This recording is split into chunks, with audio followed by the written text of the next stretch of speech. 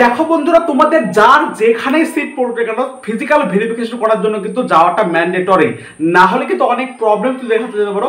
অর্থাৎ তুমি পরবর্তী রাউন্ডে না বুঝতে পারো, আবার পরবর্তী রাউন্ডে যদি বুঝতে পারো তাহলে কিন্তু ফার্স্ট রাউন্ডে যে সিটটা পেয়েছিলে সেটা কিন্তু ক্যান্সেল হয়ে যেতে পারে যদি তুমি সেকেন্ড রাউন্ডে কোনো কলেজ না পাও। সেই জন্য ফিজিক্যাল ভেরিফিকেশন করাটা কিন্তু মাস্ট।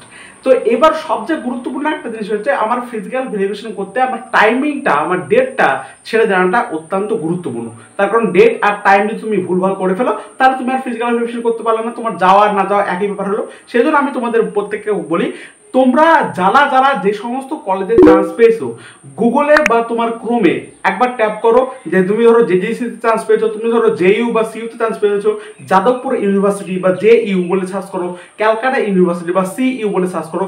সার্চ করলে দেখবা তোমাদের প্রথমে দেখবা যে যে ওয়েবসাইটটা চলে আসবে সেই ওয়েবসাইটটা জাস্ট একবার ক্লিক করে দেবা, যেটা অফিসিয়াল ওয়েবসাইট দেখবে লেখা থাকবে উপরে official website Jadavpur university, Calcutta university official website, সেখানে ক্লিক করবে। এবার আমি তোমাদের একটা জিনিস দেখাই, এটা আমি ক্যালকাটা ইউনিভার্সিটি দেখাচ্ছি। ক্যালকাটা ইউনিভার্সিটি তুমি যদি ক্লিক করো তাহলে দেখতে পাবা নিউ একটা আপডেট এখানে চলে এসেছে যে 4 ইয়ার্স বিটেক কোর্সের জন্য একটা নিউ আপডেট চলে এসেছে, মানে তোমাদের শিডিউল চলে এসেছে কার কোন টাইম হয় ফিজিক্যাল ভেরিফিকেশন।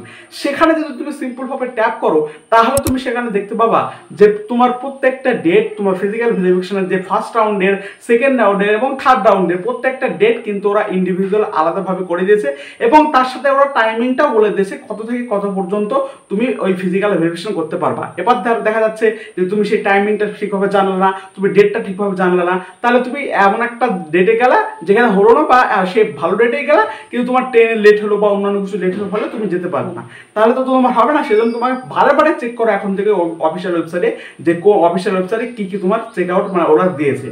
ঠিক আছে, তো আমি দেখলাম একটা জিনিস যে যাদবপুর ইউনিভার্সিটি শুধুমাত্র ইন্ডিভিজুয়াল বলেছে যে 21 তারিখে ওবিসি এই ক্যাটাগরি যেতে পারবে, 23 তারিখে এই ক্যাটাগরি যেতে পারবে, 24 তারিখে এই জেনারেল ক্যাটাগরি যেতে পারবে, এটা ইন্ডিভিজুয়াল বলেছে। বাট আমি ক্যালকাটা ইউনিভার্সিটি দেখলাম সেখানে কোনো ক্যাটাগরি উল্লেখ করেনি, ওরা মূলত 3টি ডেটকে দিয়েছে, 3টি ডেটের মধ্যে যে কোনো একটা ডেটে গেলে তোমাদের নিশ্চয়ই হয়ে যাবে। এবার বেশিরভাগ কলেজে বা বেশিরভাগ ইউনিভার্সিটি তাই করবে, ইন্ডিভিজুয়াল ডেট দিবে না, ওই 3টি ডেটের মধ্যে যে কোনো একটা ডেটে গেলে তোমাদের আশা করছি হয়ে যাবে। কিন্তু তোমাদের কিন্তু সেই অফিসিয়াল ওয়েবসাইটে ভালো করে চেক আউট করো, ভালো করে ডেট টাইমটা দেখো, এইভাবে আমি যেভাবে বললাম এবং সেই অনুযায়ী তুমি কাজ করো এবং সেই অনুযায়ী তুমি প্রস্তুত নাও, সমস্ত ডকুমেন্টগুলোকে প্রস্তুত করে রাখো এবং তারপর যাও। আমি অলরেডি তোমাদের বলে দিয়েছি অবশ্যই যে ফিজিক্যাল ভেরিফিকেশনে কী কী ডকুমেন্টস লাগবে, এখন তো খুব ডিটেলসে বলেছি এই ভিডিওটা না দেখলে একবার দেখে আসো তাহলে তোমাদের সুবিধা হয় আরও।